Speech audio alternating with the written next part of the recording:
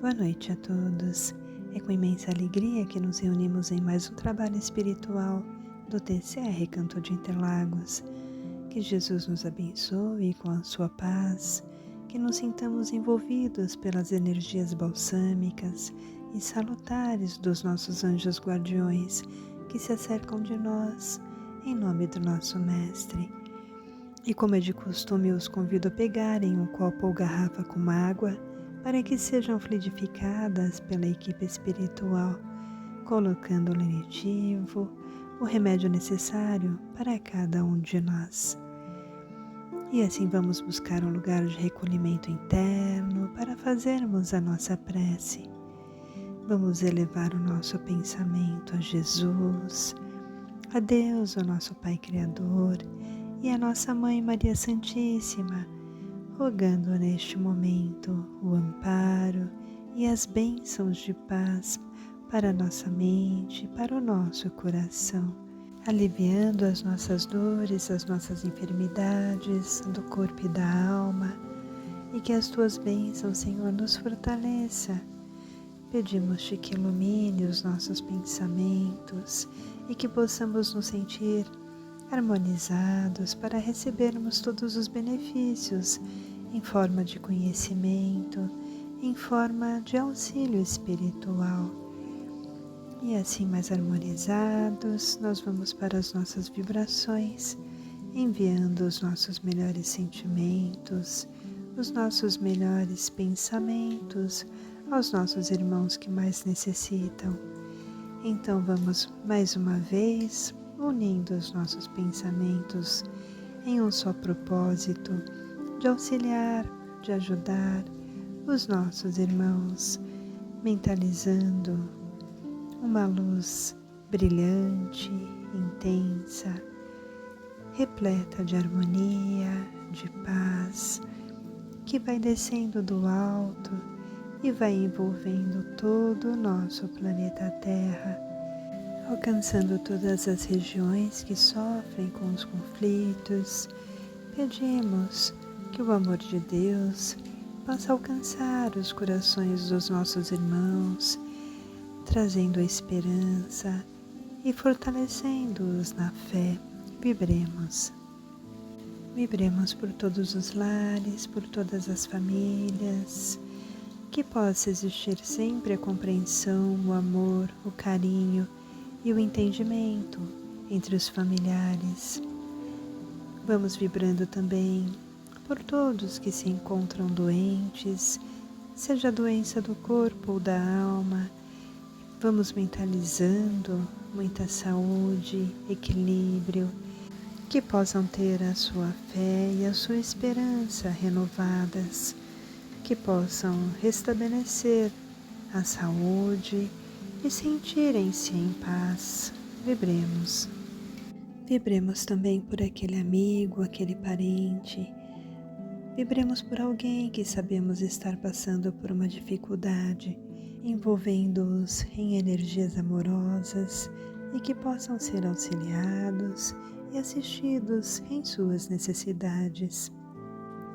E assim, com os nossos sentimentos renovados de esperança, de fé e de amor, agradecemos a Deus, o nosso Pai, ao nosso Mestre Jesus, que sempre está ao nosso lado, por todas as bênçãos que recebemos e que possamos ao longo do nosso caminho distribuir esse amor, essa paz com aqueles que nos cercam.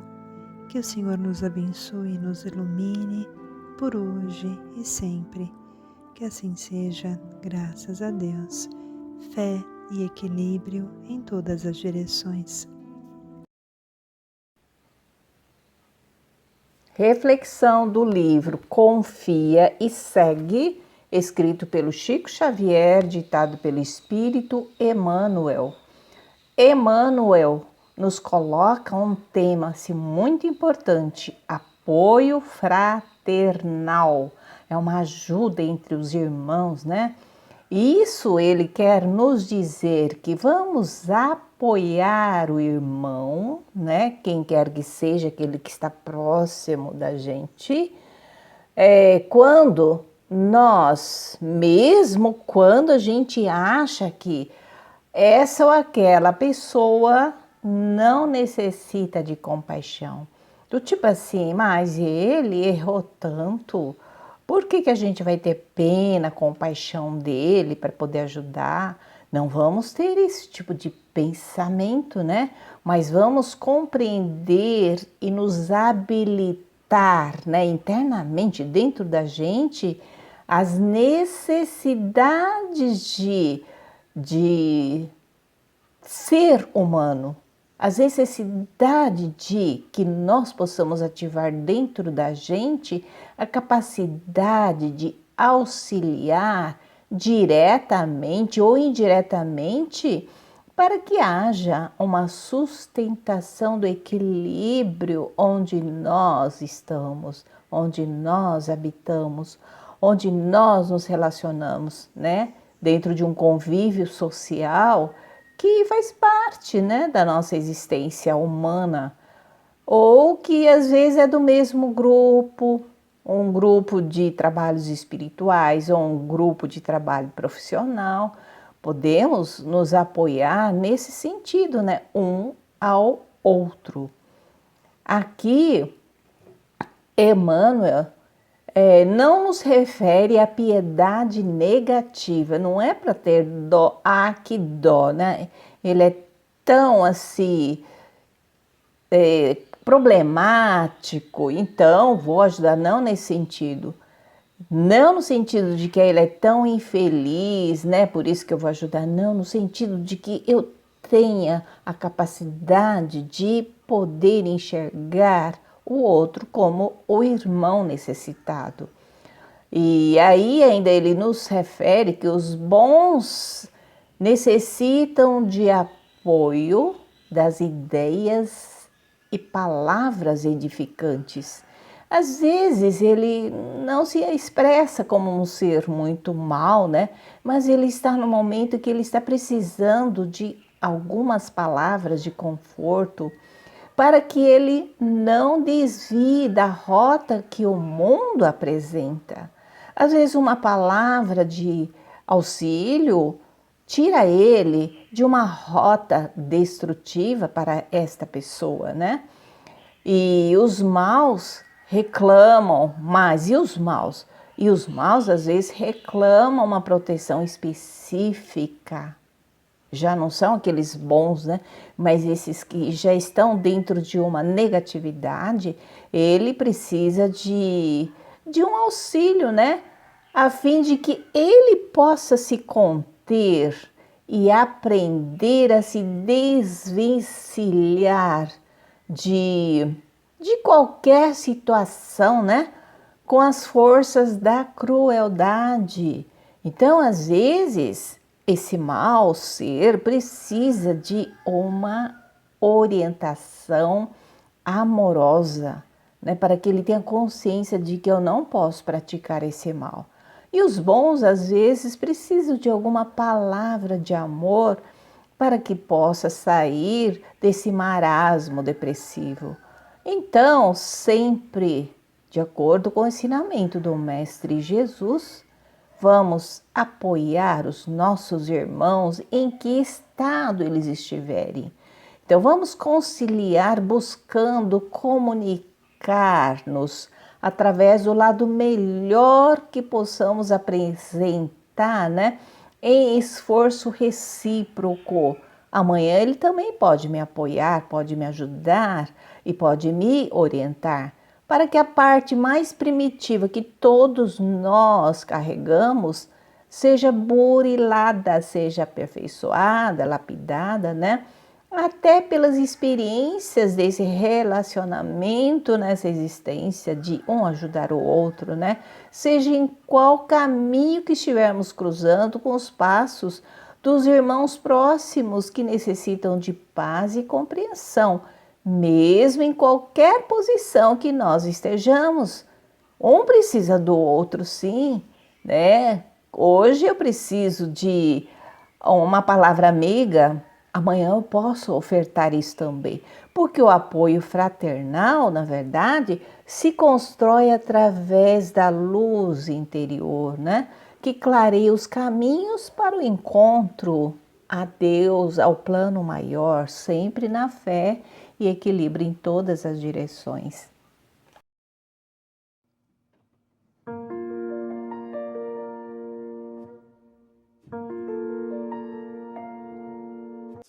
Muitos de nós, antigos revolucionários, antigos protestantes, antigos católicos, que estivemos nas batalhas inglórias da noite trágica e dos trágicos anos de São Bartolomeu, para nos restaurarmos, para repetirmos as lições de Jesus sem dogmas, sem a cruz.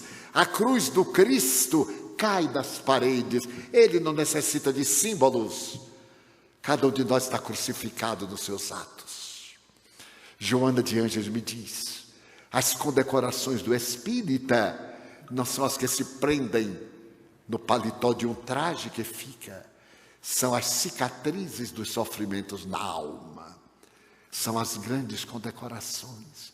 E se você encontrar um espírita verdadeiro que não tenha as chagas, ele não é cristão, ele é apenas um admirador da doutrina, porque para ser espírita verdadeiro, ele tem que ter cicatrizadas, muitas feridas no mundo íntimo, ele deve ter perdoado muito, ele deve ter estendido as mãos da caridade.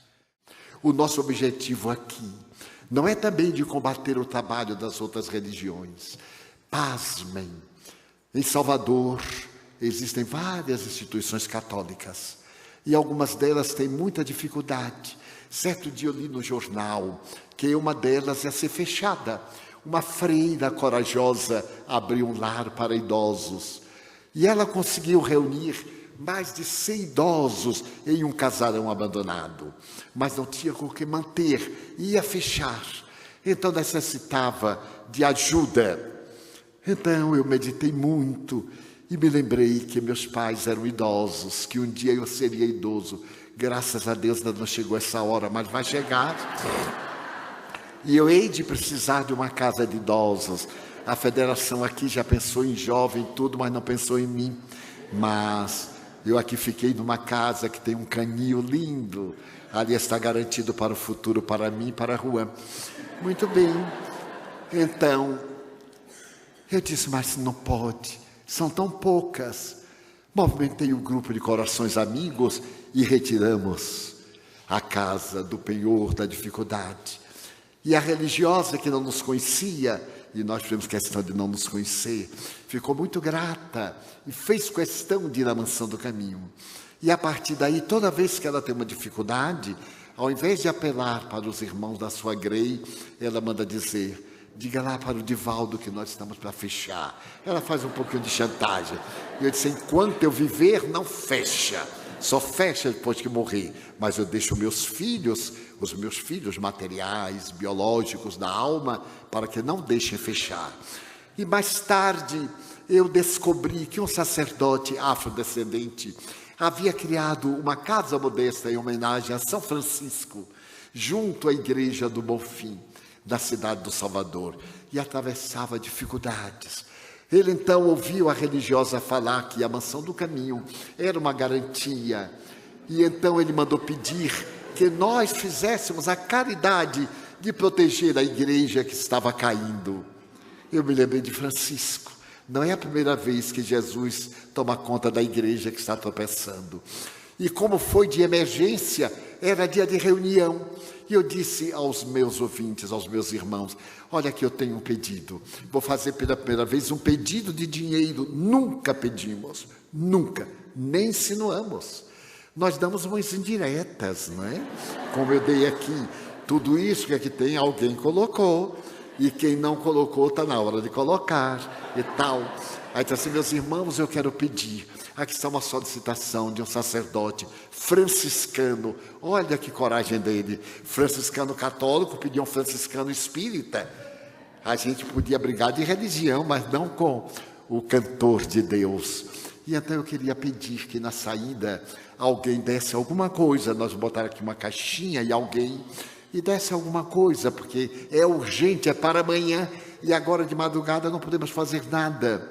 E me comovi até as lágrimas, porque pela primeira vez eu vi uma fila, não para pedir dinheiro, para dar.